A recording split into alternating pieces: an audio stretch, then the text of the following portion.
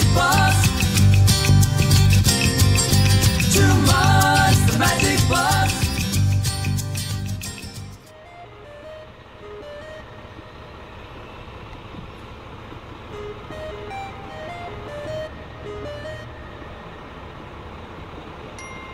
Please hold on.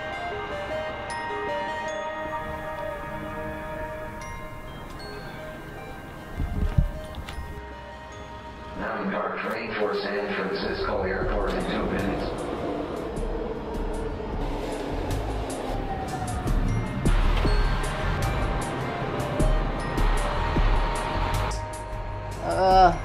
No windows, emergency windows open.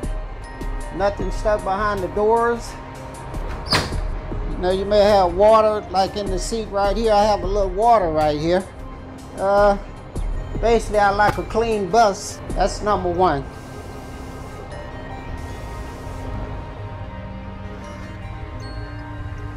I'm Garland Taylor, and I'm a professional San Francisco MUNI operator for 19 years now. I do the same line every day.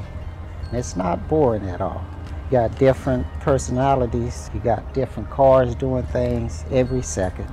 It's always something's going on at every block. You may have passengers that doesn't have a great day every day, but the Lord woke me up this morning. And you have to come in as a professional to have you a great day. They're counting on you. You're the one they're relying on each and every day. So. And Northbound 5 in Glen County near Willows, still blocked by overturned debris. MUNI, it just seems like this impossible, unmanageable boondoggle. MUNI is one of San Franciscans' favorite things to pick on. I mean, you can complain about the weather and you can complain about MUNI. That's kind of a constant. You know, it's just part of the ecosystem of the city, and you have to figure out how to make it work for you. You know, each line has its own personality. The 38 is probably one of the most traveled lines in the city. So the 38 gives you this kind of slice of life going through the city.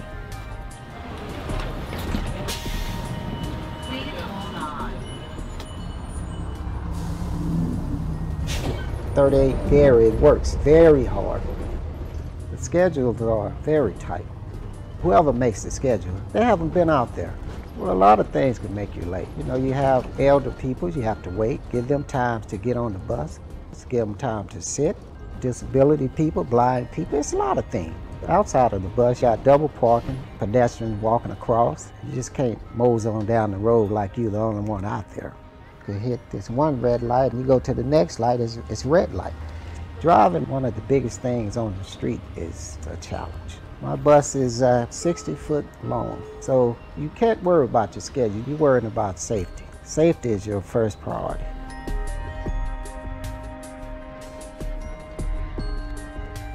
I ceased thinking of MUNI running on a schedule a long time ago. When you pick up on the fact that the driver is rushing and that they're trying to make a schedule, we all pick up on that tension. I would rather know that this person is not going to have to be jamming on the brakes. So this idea that you're going to catch, you know, the 834, I mean, that's kind of pointless.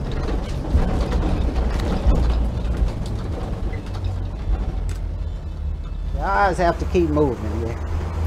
At all times. You're looking for traffic, doors is open. You always want to look at least 3 to 4 blocks up ahead if you can. Try to see what's going on your coach at all times. So make sure, you know, everybody's hopefully holding on. And being lazy, this is not a lazy job. I would love to have people come and experience this. I think you appreciate us a little more.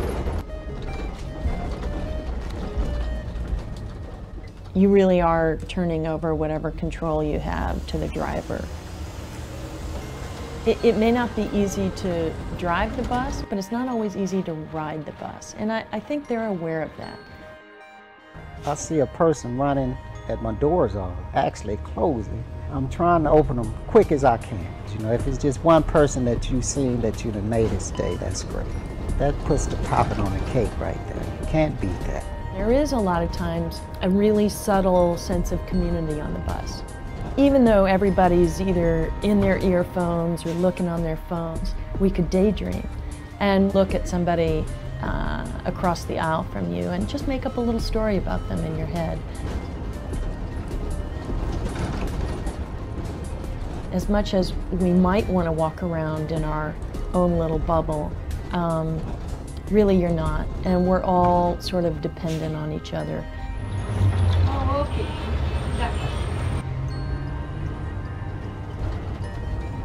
You know, we each bring our strengths and our failings to this little venture.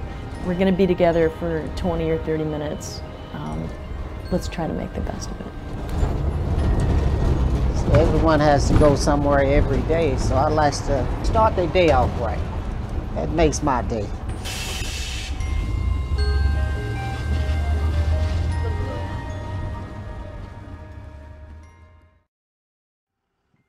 I've never ever used my voice in a situation where I would consider it, you know, a standout type of thing.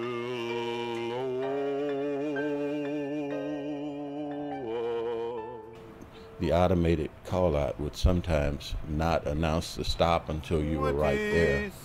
So the person would miss their stop. And as a result, they would all try to crowd up front, and they were not able to see, especially I drove nights then. I said, well, I'm not going to call these stops out, I'll sing them to them.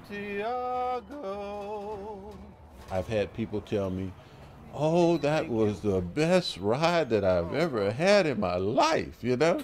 And to me, that's a reward that's just, it's unmatchable, you know? This is Sunset and Noriega, you can get your 71 years. I'm not trained, no. I sing in the high school choral group. I've been in the choirs in the church. Moraga,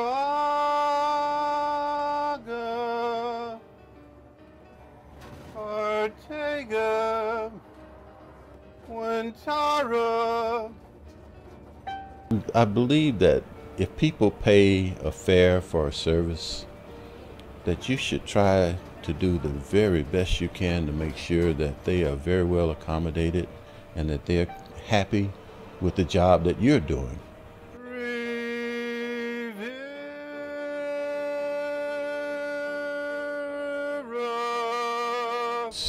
It's a daily thing, and you can't solve everybody's problems. You can't be that person for everybody.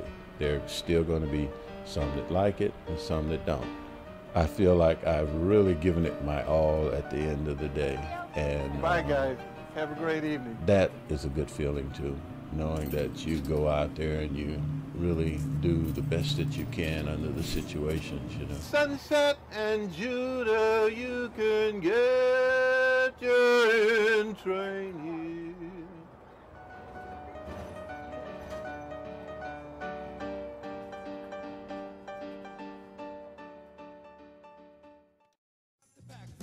Just get away.